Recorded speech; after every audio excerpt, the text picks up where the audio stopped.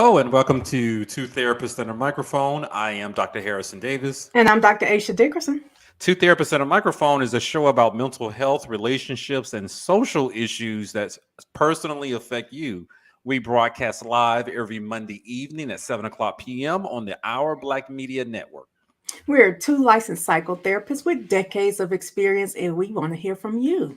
We want to hear about the situations or dilemmas that you're going through, so please send us your questions by visiting our webpage, www.twotherapist.com, and click on Ask Two Therapists at the top of the page. Absolutely. And today we have a letter from one of our listeners that I want to get to in just a minute. But first, I would just want to say happy Black History Month to everybody. This is February 2023. We're celebrating Black History Month in various ways. And I just want to wish everyone a good Black History Month. And make sure you like our page on Facebook, YouTube, and Twitter. So you can get some notifications when we're going to air our shows. And we also, like Aisha said, want you guys to ask them some questions on the website. Click on Ask Two Therapists. So we got a very good question today from a listener about keep your peace and what that means. And you and I have said it a lot. But before especially recently, more recently, absolutely, because it's easy to lose your peace, But let me ask you first before we read the question: how do you know what is peace, and how do you know when you have it? That's what I want to know. And audience, you guys can jump in too. So, to me, peace is. I'm trying to see how to best say this, Harrison. Maybe I don't know what peace is. Well, you know what? That's typical. That is typical for people not knowing how to define peace.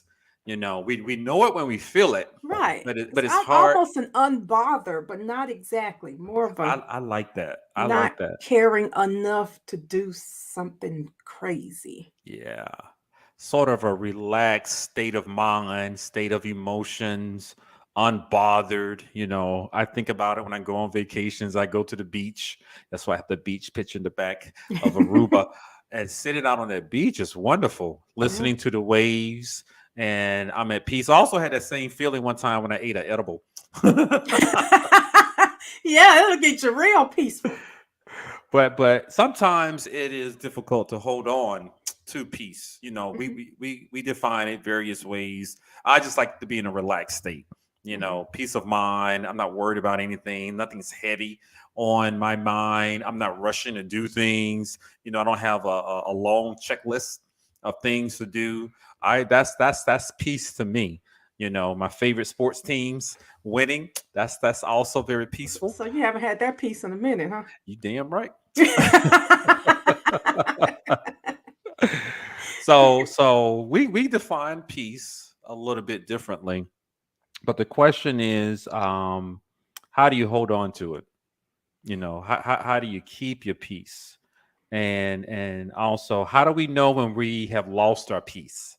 Or when you need to embrace something other than peace. Okay. So I think about it. Being at peace isn't necessarily always where you need to be. I think sometimes you need to get amped up. You need to, a little anxiety can be healthy if it's pushing motivational you in a direction.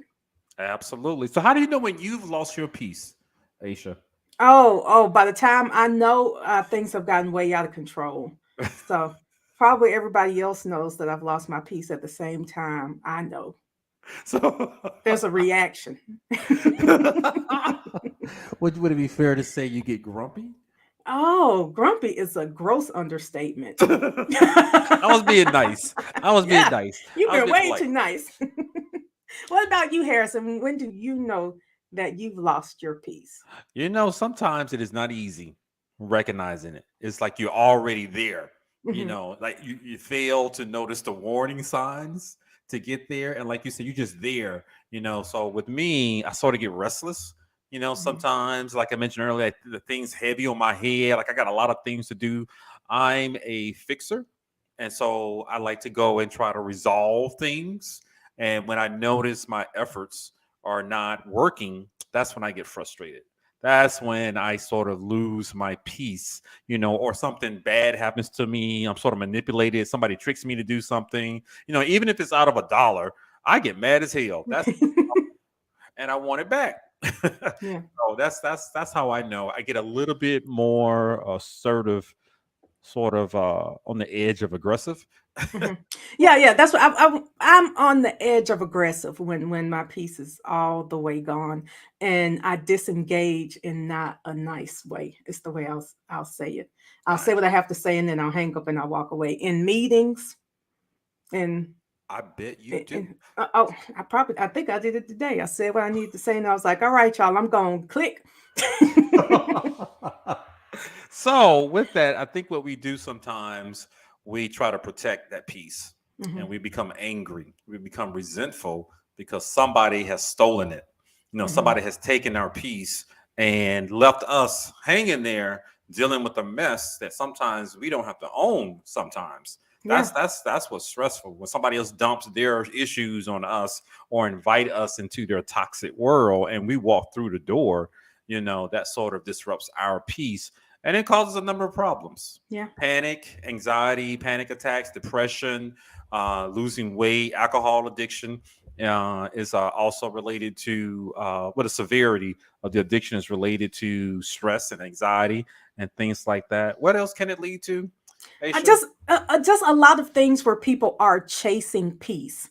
So sex addiction, that might relax. A lot of sex might relax somebody, so they're just chasing the peace. Drinking every day, gambling at the end of the day to relax.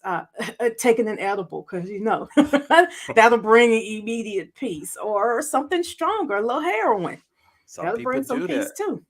So Dr. Aisha and I, we encourage everybody, get your peace, hold on to that peace, because it's easy for somebody to come by and take it away, or it can slip away. So we got a question this week from a listener on that very topic. Yes. So Aisha, can you read that to the audience? Because I might slip up on it. Okay. So we have Ebony, a woman who is 44 years old in Beaufort. And she says, can you address the phrase protecting my peace? It's very popular now, but it seems to me that people just say that to keep from working through issues or to not take responsibility for what they do. Example, I cuss somebody out. The next day they want to talk about it, and I say, no, I'm over it. I'm at peace with cussing you out, and I want to protect my peace. Or you're in a relationship, but not married yet. You and your partner are having a disagreement, and rather than communicate, you tell her that you just want peace in your home so she can't come over and talk. I know peace is important, but at what point is protecting your peace a cop out? Wow, that's a great question. Yeah. So what did you think about that question and the topics that came up in it? The general initial impression? My initial impression was, yes, protecting your peace is something that's commonly said now, like a lot of other things that are related to mental health is being overused. Like when people say that they're triggered, oh, that's triggering, and I'm triggered, and you triggered me, and gaslighting. Yeah.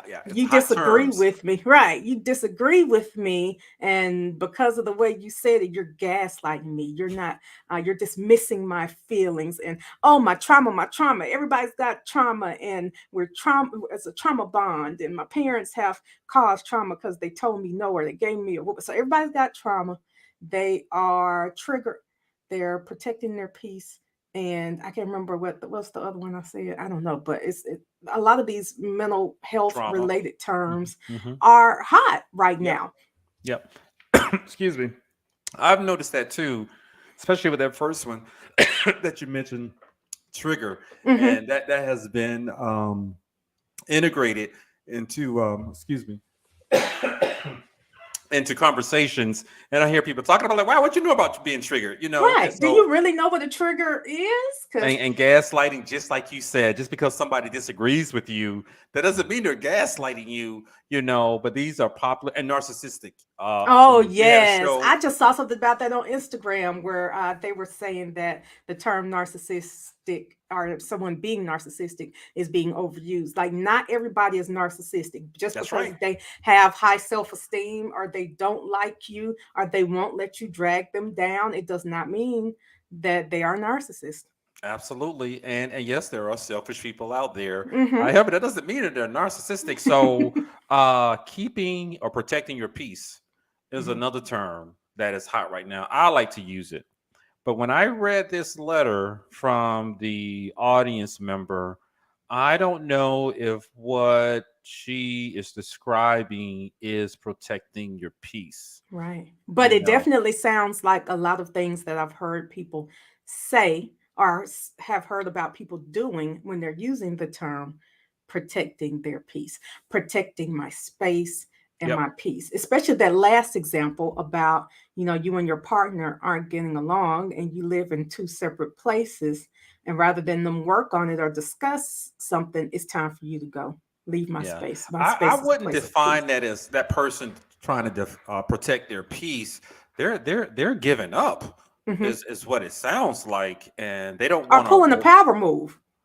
Yes, yes, they're playing a game on you. They're Mhm. dishing out a strategy and trying to see how you're going to respond to it. But I wouldn't necessarily put that in the category of protecting your peace because they don't want to talk about it. I like the whole idea of seeking peace. Mhm. And going around cussing somebody out, and you may be justified to cuss them out. However, the question is, how important is that relationship to you? And do you want to preserve that relationship? Well, I think even if I don't want to preserve the relationship, if I cuss somebody out, I have no problem with explaining to them how I got to that point, what they can do to not get cussed out again. That would be That's seeking gas. That would be resolution. that would be gaslighting, though, telling somebody Yeah, what they, they they, they would cannot accuse do. you of being Right. And I'm telling gaslighting. you, Yeah. don't do A, B, C, and I won't cuss you out. But I hear you trying to resolve Yeah. the situation by letting them know how they contributed to it, Hmm. and you just want to make sure that doesn't happen again. At Right. least you're providing them with some type of explanation. What I'm hearing in the letter is the person just walking away saying, "Forget you. I have my peace." You Or I know. felt better now that I cussed you out. Yes. Cussing you out is what I needed to feel good. And so I'm at peace with my decision to forget how you feel about it. So I found something on the internet that I thought was very timely. It came All popped right. up on my Facebook. What you call that thing? Feed. Thank you so much. Let me just click. I hope it shows. Okay, I see it. Mistreating people, then avoiding communication is not protecting your peace, it's avoiding accountability. Look at that. Look That at that. So going back to the question in the example, cussing somebody out, you may be justified, but I like what you said earlier, Aisha. You know, reaching some type of resolution, giving them some closure to it, or some reason why you reacted the same way, how they contributed to it. That's a great way to start. But simply cussing somebody out and walking away, if you work with them, you have a relationship with them, I would encourage you to seek some peace within the relationship. You yeah. know, if it's a stranger out on the street who has insulted you or something, or they curse you out, gave you the finger on the road or something, you want to cuss them out, you go right ahead, because I don't know what type of resolution you're going to get with that. Or However, if you want to stay alive, sometimes just keep riding. you might want to do that. Make sure you These got days. something in the car. But here it Right. is. I think it was a coworker that they were talking about, cuss somebody out. I'm assuming that it's like a coworker or something, or so like a friend or something like that. And the next day they want to talk about it and say, "No, I'm over it," because they're trying to keep their peace. I don't think that's exactly what you're doing. You're trying to unload on somebody, and they may have been an unfair target. Even if it was justifiable, there are still some more things that perhaps we need to do to ensure peace in the future. Because Hmm. all you've done is start a beef, with somebody. What are your thoughts about that, Aisha? So I like exactly what that meme said about about someone avoiding accountability, because immediately I think of a story I recently heard a couple of weeks ago from a young lady who was previously in a relationship with a guy. It excuse me, it didn't end well. not like they cussed each other out, but he didn't agree with something she did, so he ghosted her. He just talked a bunch of junk about her, and then they kind of went back and forth and some messages, and then it was over. They haven't talked for a long time, okay? Okay. But he realized the error of his ways, maybe because he eventually reached out to her a couple of weeks ago to say, I miss you, I love you, come back into my life. I hate the way things ended. And so she was willing to have a meeting with him. But at the beginning of the meeting, she, of course, wanted to talk about what happened that sent us down the wrong road again. And his response was, no, you're bringing up the past. If we're going to move forward, we just have to move forward. And I just without discussing the past. Right. Let's just wipe the slate clean. Pretend like it never happened. Like nothing. Right. That's exactly what he said. Wipe the slate clean and move forward like nothing happened. So she initially tried to do that. Of course, it didn't work out because, that's ridiculous. When she tried to bring it up again, that was another point of contention for him. Oh, you know what? That's what's always wrong with you. You always bringing up old stuff. You don't know how to let go. So, you could go ahead and leave because I just want to be at peace. No accountability. Don't right. Because I don't know how to resolve conflict without addressing the issues. I haven't learned that magic trick, but apparently there are some people out there who attempt to do that. And that's exactly sounds like that particular example, which is just like the one you just gave here. If you really want to resolve it, let's talk it out, explain yourself, offer an apology perhaps. But walking away, and the person in the bottom of the example who doesn't want to talk about it, they're just not holding themselves accountable, to resolve. And I say they've given up, or they want to see if you're going to fall in line so that they can continue doing what they're doing, and you don't give them any grief. Right. Okay. Because at a minimum, I need to know if this happens again, will you react in the same way? Yep. Or can we talk about how I would prefer you react? I give my information, you give yours, and we decide if we can agree or if we need to just stop talking to each other. Yeah. Rather than us have the same blow up again. That would be protecting peace. Protecting peace is determining whether or not we're able to be peaceful with each other. Absolutely. Or if our peace is better apart. But there's a conversation that has to be had in order to figure that out. And you could do that with a romantic partner, someone that you're dating. And to the first part of the example, how are you at peace when you're at work and you cuss somebody out? You've lost your peace. You've either allowed them to pull you into this little toxic area where you unloaded on them with a bunch of profanity. That is no peace at all.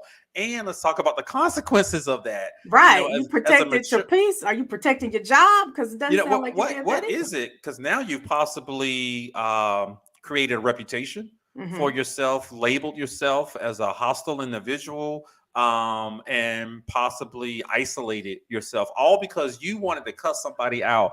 I believe there are some better ways to resolve conflict. Otherwise, everybody's going to be like Will Smith, just. What is Will Smith up to these days? I have no idea because I don't give a damn anymore. But Will Smith went up there, slapped a black man, walked away like nothing happened, won his award, and went out to a party later that night and laughed. That's a clear example of what we're talking about. You destroying someone else, you destroying another relationship, possibly your reputation. And I believe he did that. And they're going to walk away and say, I'm at peace. Right. That's what that looks like. That's what these examples are. I'm happy. I did something that was not cool, but I'm happy now. So whatever. I don't want to talk about it. I slapped the shit out of you in front of the world, and I'm okay with it, because I say you made a bad joke. And then the example that you talked about from the letter, the coworker may have said something or done something to piss you off, and then you're going to cuss them out in front of everybody and then walk away. I'm done with it. That's not how we handle things in the mature world, and I'm sure there are going to be some consequences to it. I like the idea of holding yourself accountable, attempting to explain yourself. You don't have to continue in the relationship with that person. Sometimes you can walk away, like with a dating relationship. However, let's try to secure your future, because how are you going to work now with that same employee and you cussed them out 2 months ago. And Right. you guys got to work together, or classmates. That's where I saw it when I was a professor. Some classmate, they got into a Twitter beef or a chat room beef, group chat and something, and they cursed somebody out. You still got to go to class. Right. And then you got to work with that person. So you said something earlier about if it were a stranger on the street, you cuss them out, is okay. And that's where I think if you want to protect your peace, blocking people, because my block game is real strong, that you don't have. I bet it is. It's amazing. But blocking people that you either aren't that attached to or have decided you are done with, that's protecting your peace. Now, if it's somebody like a sibling, a cousin, somebody that you know that eventually you will probably want to work that relationship out, you probably shouldn't block them. Yeah. You might want to put them on high alerts, but when you block somebody, I mean, that's a strong move. Yes, and when you block somebody, that means you really don't give a damn about them. You can do whatever you want to do. I'm not included. Don't update me. I'm not going to ask about you. I would have preferred this person had done that with the coworker who they cussed out. Mm-hmm. Why don't you just cancel them in your mind? As opposed to taking a much more extreme reaction where there could be consequences to you. And if that dude is telling you, I don't want to talk about it, or a woman, whoever it could be, telling you they don't want to talk about it, they don't want to work it out, that's your cue to look for the exit. Okay, because I mean, it bothers me when people feel like they want to go off and say what they want to say, whether or not it includes cuss words. I say what I want to say, and then when you want to respond, then they want to block you. You text a long dissertation, when they pick up the phone to call you, you don't answer, and then you block them. Like, don't be a punk. Keyboard gangster.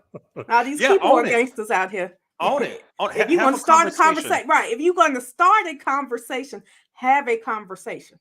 As adults, I encourage you to attempt to have a conversation, even if you pointed out this unfair treatment from this person that you're dating, even if you were mistreated by a coworker or they tried to sabotage you. I would encourage you to have a conversation with them and perhaps your boss, as opposed to cussing them out. That's you losing. You've already lost your peace when you are in your workplace or in the parking lot. That's what I heard about it. Parking lot or group chat, and you cussing somebody out. That's what I would prefer you to protect.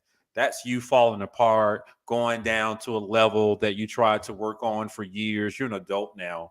Try to set a better example for yourself so that you can secure the peace for the future. Mm-hmm. So I do have a quick example about someone did the same thing with a client of mine years ago. It's a black male. I think it was in his mid-30s. He came in because he heard some shocking news from his mom. His mom had given birth to him when she was 14 years old, teen pregnancy. And so she was much older than he. And one day she called him up. She goes to church now. She's involved in the church and everything like that. She apologized to him. And he was like, for what? For what I did to you when you were younger. He said, well, what did you do to me? He said he had a tough upbringing, sexually housing, moved a lot. She had boyfriends who beat her up. And then she said, I touched you. And I'm sorry. God told me to apologize to you. I didn't know what I was doing because it had happened to me. My client had no memory of anything. And when he started asking her questions on the phone, like anybody else would, she refused to answer. She said, I did what God told me to do, and I'm going to keep my peace, and refuse to talk about it. My client was a mess by that information. No closure, no understanding, and it left him in worse shape than if she had just kept it to herself. I had to help him work through that. He didn't get any more closure from the mom. I thought that was selfish. It didn't help him. It was all about her. Yeah. Releasing some information that she obviously felt guilty about, but no information, no details, no more than an apology, and then a refusal to talk about it. That's unfair. That's not keeping your peace. And I remember that client, he had a tough time with that. And asking his siblings who were all younger than him, do they remember anything? Did anything happen to them? And they said no, and they couldn't believe what the mom said. They tried to call the mom and ask her. She refused to talk about it. Imagine that client. No peace. He didn't have any peace. Well, so then my next question is, at what point is some people protecting their peace? I mean, it's dangerous when that means I am unloading and giving you a sense of not being at peace. In order for me to be at peace, you have to not to deliver stress to you and walk away. Like a cheating husband.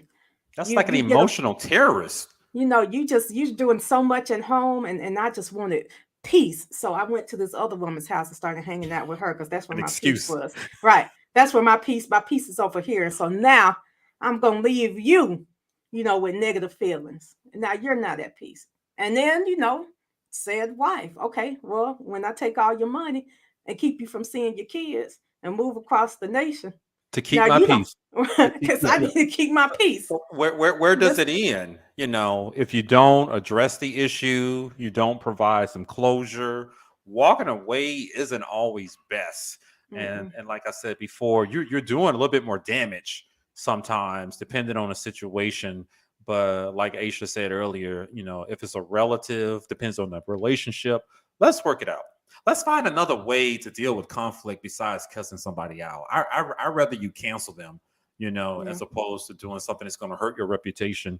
And when it's time to go from a relationship because they're not addressing issues or they're not holding themselves accountable, that's a clear time for you to go. That's not called keeping your peace. That's called manipulation, right there. So those are my thoughts on a topic. Any final words from you, Dr. Aisha? Yeah, for me, here's a good example of keeping your peace that I'm thinking about.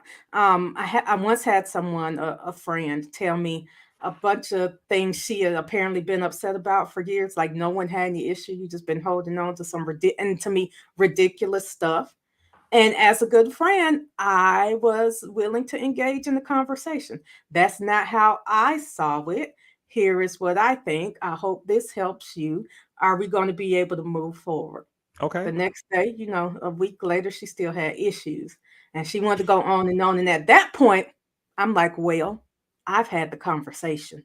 You did. Now I am going to protect my peace. Yeah. You need to let me know if you're able to move forward now that you've said what you want to say. And I've talked to you and these things have happened years ago, whatever it is you're upset about. At this point, you need to talk to a therapist. You can't talk to me about it anymore. But you attempted to address it. Right. You confronted the issue. You were willing to listen. What people don't understand sometimes is just because you don't agree with them. Just because you don't agree with them does not mean that you're against them. All right. And sometimes protecting your peace is just not going back and forth with you. It doesn't mean that I didn't give it a chance and that we didn't have a conversation. It means that I refuse to go back and forth once you've said your piece and I've said my piece. Yeah, that's failure to reach a mutual resolution, right? Between one or more groups, but attempting to resolve it. I think it was great that you agreed to listen to her and provide some explanations and some suggestions to that, because some people don't do that at all. Yeah. Now we're still friends, just with better boundaries. So boundaries is the key to protecting your peace. Ain't nothing wrong. We have to cut people off, but have some boundaries. And then Dr. Aisha can show you how to do it too. Oh, yes, I can. I'm a boundaries expert. So guys, I hope you've enjoyed today's show. We talked about keeping your peace, keep your peace and try not to be an emotional terrorist, with somebody else. Word. Yeah, and then dropping a bomb on somebody else and walking away after you have mistreated them. Let's think about a much more mature way to resolve. That's a good term. Resolve some of these situations. So I hope you guys enjoyed the show. You've been listening to Therapists on a Microphone. I am Dr. Harrison Davis. And I'm Dr. Aisha Dickerson. And we will see you guys next week, Monday at 7:00 p.m. on the Our Black Media Network. See you then.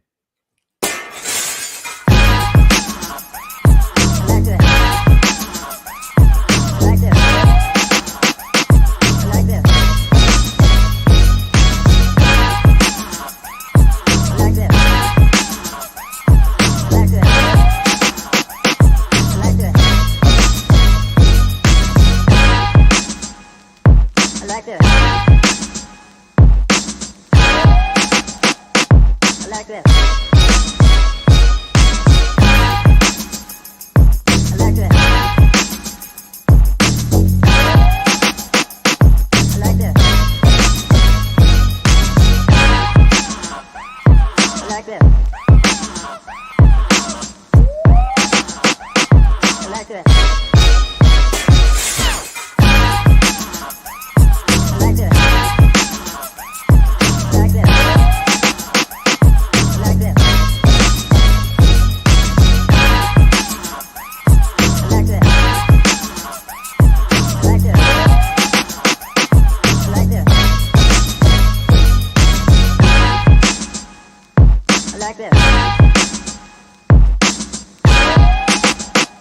I like this.